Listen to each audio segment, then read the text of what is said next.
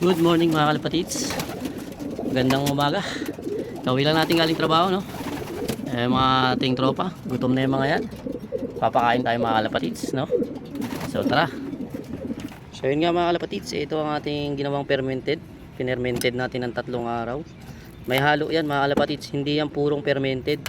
Hinaluan natin yan ng regular na feeds, yung hindi pinermented. Bali nilagyan lang natin to ng 10 kutsara ng fermented grains yung binabad. Tapos yung 35 birds natin na scoop na plain na hindi fermented. Tara, let's go. So yun na nga mga kalapatids, ito na, patutukan na tayo mga kalapatids. Ayun, 25 birds kakain ng fermented na mix. Right, sana magustuhan nila. Ayun, yung iba lumubo na lumaki na kasi nababad mga kalapatids. Kain na sila. Yung iba nagkakayaan pa mga kalapatids kasi yung fermented grains natin is may amoy ng konti. Siyempre alam niyo naman yung mga binabad parang amoy panis yan eh. Kaya maninibago yan sa amoy nila mga kalapatids. Mga amoy nila may konting asim. Parang suka kasi binabad nga pero masustansya yan. Ayan, no? So ang inumin nila mamayang hapon, ngayon plain water lang, umaga mga kalapatids.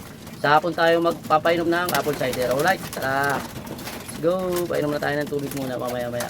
Muna tayo sa mga breeder. Alright. Ngayon nga mga kalapatids, naglaki yan na yung mga beans. Hindi na naman. Malamig yan kasi, medyo malamig. Kaya nailang silang kainin. Ayan, no? Pero pagka puro, ayan, nagustuhan na nila. Kakain na nila ng diretso.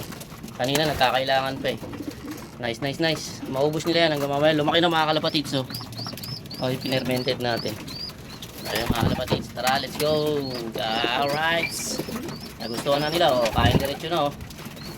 Mix yan mga kalapatids, fermented grains na binabad ng 3 araw. Tapos may halo na natural lang, yung hindi nakababad. Yan yung mga droppings mga kalapatids. Maganda, mga solid. Solid mga droppings. Rice, nice, nice, nice. Kaya mga kalapatids, molting talaga yung season nila ngayon. Naglulugon, grabe. Sino sa kanila kaya? Baka itong Arden ito kasi makinis pa eh. Baka ito, hindi ito. Siguro ito. Kasi pamangit na yung balahibo niya. Sakto yan mga kalapatids, yung fermented grains sa mga nagmo-molting. Season talaga ng molting. Muto ka na mga kalapatids. Gabod ka namin. So ayun nga mga kalapatids, ubos. Pati pantubos ang grains. So may natira pa, kailangan na natin ipaubos. Ayan, may natira pa mga kalapatids, kailangan natin ipaubos to. Ito na natin ilagay sa breeders. Alright. Kasi mas kailangan nila yan. So yun nga mga kalapatids, pinaubos na natin sa kanila yung ibang natira. Kasi masisira lang. Mapapanis. Panis na nga, mapapanis pa ulit. So kailangan talaga paubos. Alright. So yun nga mga kalapatids, hanggang dito na lang muna muli ang ating video para sa ating update. Dito sa ating, malapit na to kuminis. Kunti na lang, sa leg na lang, sa ulo. Red box, Jansen. Respit nyo.